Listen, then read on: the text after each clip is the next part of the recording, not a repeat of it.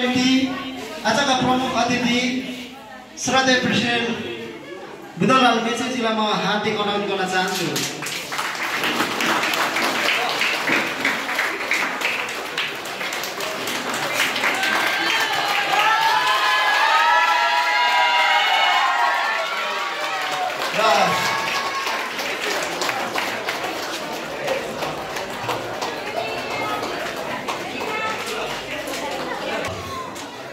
निकै नै महत्त्वपूर्ण गाना जुन एमेनो गीतको भाकेमा भन्ने गीत तपाईँ हामी समक्ष आइपुगेको छ।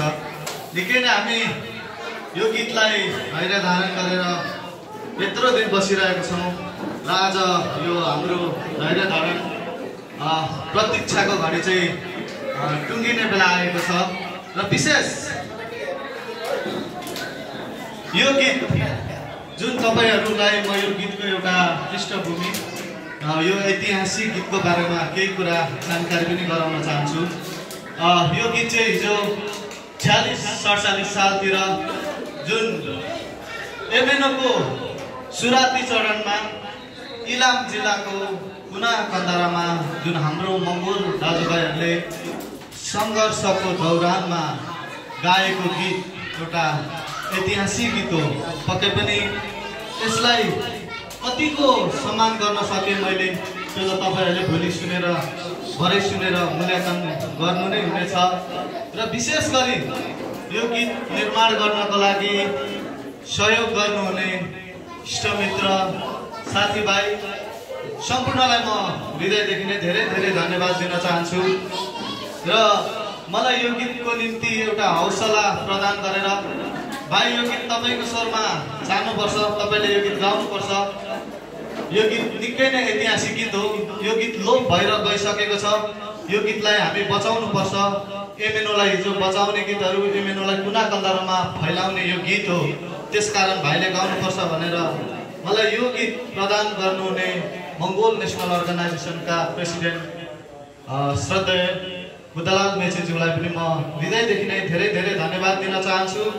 र यो गीत निकाल्नका लागि तपाईहरु समक्ष ल्याउनका लागि रेकर्डिङ गर्नका लागि सहयोग गर्नुहुने दुई जगत बहादुर लिम्बू जुन उहाँ सुनसरी जिल्ला निवासी हुनुहुन्छ, उहाँले 15,000, त्यसैगरी कञ्चन लिम्बू खोम्बो रु 10,000 मोरङ कुर्लाबारीबाट उहाँले सहयोग गर्नुभएको छ। उहाँको दुईजनाको यो सहयोगमा एउटा यो गीत आज तपाईहरु हामी समक्ष आएको छ र आगामी पनि एमेनोको ऐतिहासिक गीतहरू तपाई हामी समक्ष आउँदैछ।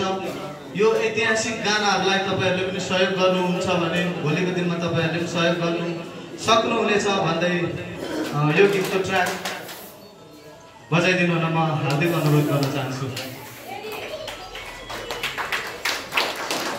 नाच्नु पर्छ है त सबैजना, सबैजना अगाडि आएर नाच्नुहोस् है त। ट्र्याक अलिकति भोल्युम गरिदिनुहोस् ल, नाच्नुहोस् है सबैजना।